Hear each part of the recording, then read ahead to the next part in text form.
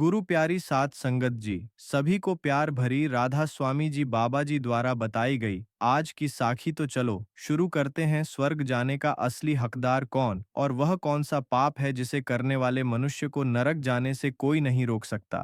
आज एक प्राचीन साखी के माध्यम से हम आपको बताने का प्रयास करेंगे कि पूजा पाठ, दान, धर्म, जप, तप आदि प्रकार के करोड़ों पुण्य के काम करने के बाद भी कुछ मनुष्य नरक में ही क्यों जाते हैं, तथा अत्यधिक घोर पाप करने पर भी कुछ मनुष्य को स्वर्ग की प्राप्ति किस पुण्य के कारण मिलती है। ऐसा वह कौन सा पुण्य है जो मनुष्य के करोड़ों पापों का नाश करता है, और ऐसा वह कौन सा पाप है जो उसके करोड़ों पुण्यों को नष्ट कर डालता है। तो चलिए दोस्तों, बिना देरी किए शुरू करते हैं।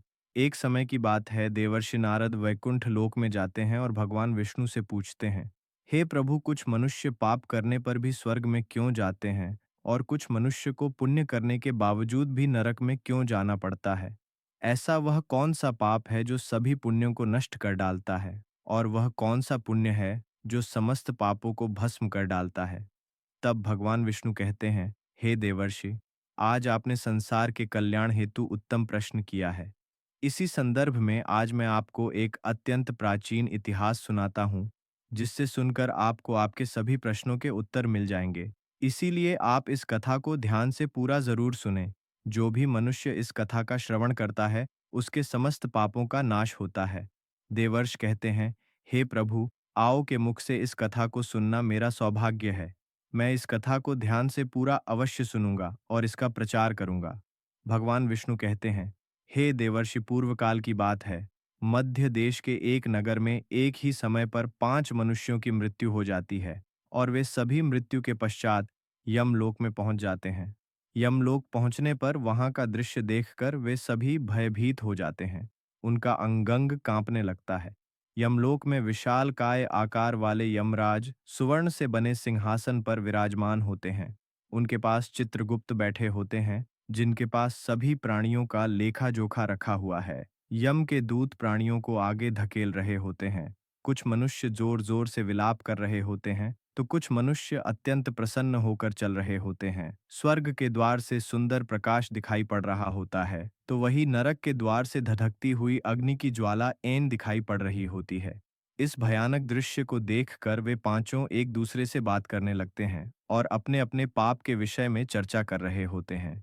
उन 5 में से 4 लोगों ने अपने जीवन में बहुत पाप कर्म किए हुए होते हैं, और उन सभी को यह जान पड़ता है कि अब वे चारों ही नरक में ही जाने वाले हैं। उन चारों में एक चोर होता है, दूसरी वेश्या होती है, तीसरा विद्वान पंडित होता है, तो चौथा एक राजा का सैनिक होता है, तथा पांचवा एक धनवान किसान होता है। वे पांचों अपने अपने कर्म फलों को भुगतने के लिए तैयार होते हैं। फिर एक एक करके सभी पापी और पुण्य आत्माएं आगे चल रही होती हैं। वे चारों एक दूसरे के पाप कर्मों के बारे में बताने लगते हैं। पहले चोर कहता है, भाई मैं तो पक्का नरक में ही जाऊंगा, क्योंकि मैंने बहुत बार चोरी की है, दूसरों का धन लूं है, दूसरों को तकलीफ दी है, लेकिन ऐसा मैंने मजबूरी में किया था। चोरी करके मैं अपने परिवार का पेट पालता था, क्योंकि मुझे कोई काम नहीं देता था। शायद विधाता ने मेरे भाग्य में यही लिखा था। इसीलिए मैं ही हम चारों में सबसे बड़ा पापी हूँ। मेरे पाप से मुझे कभी मुक्ति नहीं मिलेगी, यह मैं जानता हूँ। पता नहीं मुझे अगला जन्म किस पशु का मिलेगा। यमराज मुझे कौन सा दंड देंगे। उसके बाद वह वेश्या बोलती है, भाई हम चारों में मैं ही सबसे बड़ी पापिनी हूँ।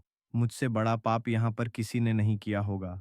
जो स्त्री अनेक पुरुषों के साथ संबंध बनाती है, उसे नरक में ही डाला जाता है, यही शास्त्र कहते हैं। इसीलिए मेरा भी नरक में जाना तय है। किंतु मैं शपथ खाकर कहती हूँ, मैंने यह पाप जानबूझकर नहीं किए हैं। जब मैं छोटी उम्र की थी, तभी एक दुष्ट व्यक्ति मुझे उठाकर ले गया और जबरदस्ती मुझे वेश्या बना दिया। मैंने ना चाहते हुए भी कई पुरुषों से संबंध बनाए हैं। मेरे पास जीवित रहने के लिए यही एक उपाय बचा था।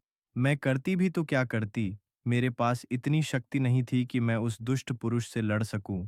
पता नहीं किस पाप के कारण मुझे इस जन्म में वेश्या बनना पड़ा, और ना जाने आगे मुझे किस पशु के रूप में जन्म लेना पड़ेगा।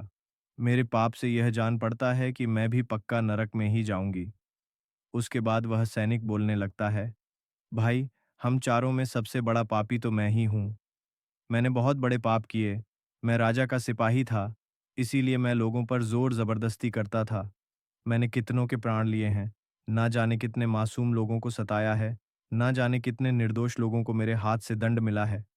यमराज मुझे कभी क्षमा नहीं करेंगे और मैं निश्चित ही नरक में ही जाऊंगा। लेकिन मैंने यह सभी पाप जानबूझकर नहीं किए हैं।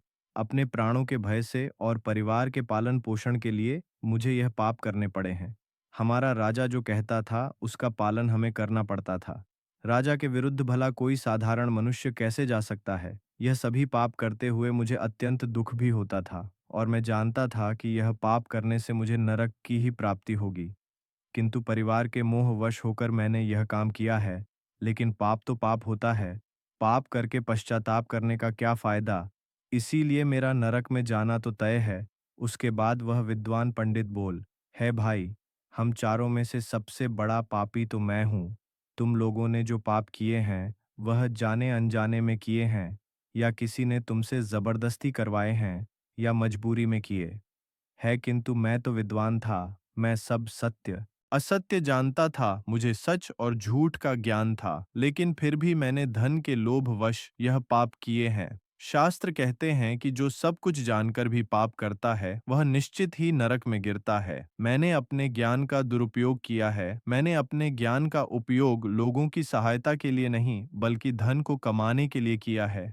मेरे घर की परिस्थिति अत्यंत गरीब थी। मेरे पिता भिक्षा मांगकर गुजारा करते थे, लेकिन मैंने अपने घर की गरीबी को दूर करने के लिए धन लेकर ज्ञान देने की चेष्टा की है। शास्त्र कहते हैं, जो विद्वान ब्राह्मण अपने ज्ञान का दुरुपयोग करता है, उसे निश्चित ही नरक में जाना पड़ता है। मैंने लोगों को ज्ञान देने के बदले में उनसे धन लिया है, कभी किसी को मुफ्त में ज्ञान नहीं दिया। इसीलिए आप चारों में सबसे बड़ा पापी तो मैं ही हूँ और मुझे ही नरक में जाना पड़ेगा।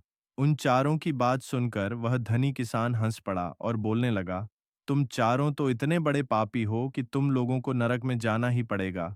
तुम लोगों ने घोर पाप किए हैं और इसीलिए यमराज तुम लोगों को कभी माफ नहीं करेंगे। यहाँ पर मौजूद मैं अकेला ही सबसे अधिक पुण्यवान हूँ। मैंने अपने जीवन में बहुत पूजा पाठ किया है, ब्राह्मणों को दान दक्षिणा दी है, मैंने मृत्यु से पूर्व गाय का दान भी किया है, और अब मेरे सभी पुत्र पौत्र मेरी आत्मा की मुक्ति के लिए बड़े कार्यक्रम का आयोजन कर रहे हैं। वे मेरे लिए श्राद्ध दान तर्पण कर रहे हैं, यज्ञ कर रहे हैं। इसीलिए मैं सबसे अधिक पुण्यवान हूँ। मेरी 3 पत्नियां और 10 पुत्र हैं। इतने लोग मेरी मुक्ति के लिए उपाय कर रहे हैं। और हाँ, मैंने अपने जीवन में कभी कोई पाप नहीं किया है, और जाने अनजाने में किए भी होंगे तो मेरे पुत्रों के श्राद्ध आदि के कार्यों द्वारा मेरे पाप भी नष्ट हो जाएंगे। मैं नित्य देव पूजा करता था, मंदिर जाता था, द्वार पर आए अतिथियों को भोजन कराता था। इसीलिए मुझे पूरा विश्वास है कि यमराज मुझे नरक में नहीं डालेंगे और मुझे मोक्ष की प्राप्ति निश्चित ही होगी। फिर वे पांचों धीरे धीरे आगे बढ़ने लगते हैं, और फिर जब उनका समय आता है तो उन पांचों के पाप और पुण्य के कर्मों का मूल्यांकन किया जाता है। सबसे पहले बारी आती है उस चोर की, और फिर चित्रगुप्त उसका लेखा जोखा निकालते हैं। कुछ देर तक विचार करने के बाद, उसके पाप पुण्य का मूल्यांकन करने के बाद, यमराज उसे स्वर्ग में जाने के लिए कहते हैं। इस निर्णय को सुनकर चोर आश्चर्य में पड़ जाता है और बड़ी ही प्रसन्नता से वह स्वर्ग के दरवाजे की ओर चला जाता है। दूसरी बारी आती है वेश्या की। चित्रगुप्त उस वेश्या का भी लेखा जोखा निकालते हैं, और कुछ कुछ देर तक विचार करने के बाद उसके पाप पुण्य का मूल्यांकन करके यमराज उसे भी स्वर्ग में जाने के लिए कहते हैं। इस विचित्र निर्णय को सुनकर वह वेश्या भी आश्चर्य में पड़ जाती है। उसे यमराज के निर्णय पर विश्वास नहीं होता है, और वह बिना कुछ कहे ही बड़ी ही प्रसन्नता के साथ स्वर्ग के द्वार की ओर चली जाती है। फिर तीसरी बारी आती है उस सिपाही की। चित्रगुप्त उसके भी कर्मों का लेखा जोखा निकालते हैं, और कुछ समय विचार करके उसके पाप पुण्य का मूल्यांकन करके यमराज उसे भी स्वर्ग में जाने के लिए कहते हैं। इस निर्णय को सुनकर वह सिपाही भी सोच में पड़ जाता है, और बड़ी ही प्रसन्नता के साथ वह स्वर्ग के द्वार की ओर निकल जाता है। फिर चौथी बारी आती है उस विद्वान ब्राह्मण की। चित्रगुप्त उस ब्राह्मण के कर्मों का लेखा जोखा निकालते हैं और कुछ देर तक विचार करते हैं। फिर यमराज उस ब्राह्मण को भी स्वर्ग में जाने के लिए कहते हैं। फिर वह विद्वान ब्राह्मण विचार करता है, मैंने तो पाप किया है, फिर मुझे क्यों स्वर्ग में भेज रहे हैं? फिर वह भी मन ही मन प्रसन्न होकर स्वर्ग के द्वार की ओर चलने लगता है। उन चारों को स्वर्ग में जाता देख वह धनवान किसान बहुत दुखी और क्रोधित हो जाता है। वह सोचने लगता है कि यह कैसा न्याय है। इन पापियों को स्वर्ग जाने का मौका मिल रहा है। फिर मैंने जो पुण्य के काम किए हैं उनका क्या पापी और पुण्यवान एक ही जगह पर डाले जाएंगे? तो पुण्य करने का फायदा ही क्या? फिर उस धनवान किसान को यम के दूत जोर से धकेल देते हैं और कहते हैं, अरे पापी तू आगे चल, तुझे नरक में डाला जाएगा। यमराज तुझे माफ नहीं करेंगे। यह सुनकर वह धनवान किसान भयभीत हो जाता है और कहने लगता है, हे यमदूतों, मैं तो स्वर्ग में जाऊंगा। मैंने कोई पाप नहीं किया है। मैंने जीवन में बहुत पुण्य किया है। देख लेना यमराज मुझे स्वर्ग में ही भेजेंगे। फिर वह धनवान किसान यमराज के सामने आकर खड़ा हो जाता है। चित्रगुप्त उसके कर्मों का लेखा जोखा देखते हैं और उसके पाप पुण्य के कर्मों का मूल्यांकन करते हैं, तो उसके पाप का पलड़ा भारी हो जाता है। और यमराज उस धनवान किसान को कहते हैं, अरे दुष्ट, तूने तो बहुत बड़ा अपराध किया है। तू तो नरक में जाने के ही योग्य है। इतना सुनते ही वह किस्सा थर-थर कांपने लगता है और यमराज से कहता है, हे धर्मराज, यह अन्याय है। मैंने तो जीवन में कोई पाप नहीं किए हैं और पुण्य ही किए हैं। आप मुझे नरक में क्यों डाल रहे हैं? और मुझसे पहले जो 4 लोग गए थे, वे तो घोर पापी थे। उन्होंने बड़े-बड़े पाप और अपराध किए हैं। उन्हें तो आपने स्वर्ग में डाल दिया है। आप ऐसा अन्याय मेरे साथ क्यों कर रहे हैं? अगर ऐसा अन्याय होगा तो भले कौन-सा मनुष्य धरती पर पुण्य करेगा? फिर यमराज कहते हैं, अरे पापी, तूने जो पाप किया है वह तो उन चारों के पापों के सामने कुछ भी नहीं है। तेरे एक पाप के कारण तेरा सारा पुण्य फल नष्ट हो गया है। यदि तूने यह पाप नहीं किया होता, तो तू स्वर्ग में जा सकता था। लेकिन तूने यह पाप जानबूझकर किया है, इसीलिए तुझे नरक में अवश्य जाना पड़ेगा। उस चोर ने तो मजबूरी में चोरी की थी, किंतु वह चोर दूसरों की भूख मिटाता था, गरीबों को दान करता था। उसने कभी किसी निर्दोष और गरीब व्यक्ति के घर चोरी नहीं की। उसके पुण्य कर्म उसके पाप से अधिक थे, इसीलिए वह स्वर्ग में गया। दूसरी जो वेश्या थी, वह अपने मन से वेश्या नहीं थी, उसे जबरदस्ती डाला गया था और उस वेश्या ने केवल अपने शरीर को पीड़ा दी है, लेकिन बाकी कार्य तो उसने पुण्य के ही किए हैं। वह पशु पक्षियों को रोज दाना डालती थी, जानवरों की सेवा करती थी, इसीलिए उसका भी पुण्य पाप से बड़ा था। तीसरा, वह सिपाही था जिसने राजा के हुकुम का पालन किया था, किंतु उसने भी बहुत पुण्य के काम किए हैं। उसने कई बेसहारा लोगों की मदद की है, इसीलिए वह भी स्वर्ग में ही गया है। और चौथा, वह विद्वान ब्राह्मण था। उसने अपने ज्ञान का दुरुपयोग अवश्य किया है, किंतु वह नित्य गाय की सेवा करता था, दान धर्म करता था, इसीलिए उसके भी पुण्य पाप से अधिक थे और वह भी स्वर्ग में ही गया है। इतना सुनकर वह धनवान किसान बोलता है, हे धर्मराज, इन चारों ने जो भी पुण्य किए हैं, वह तो मैंने भी किए हैं, बल्कि उनसे ज्यादा किए हैं। फिर भी मैंने ऐसा कौन सा पाप किया है जो मुझे नरक में भेजा जा रहा है?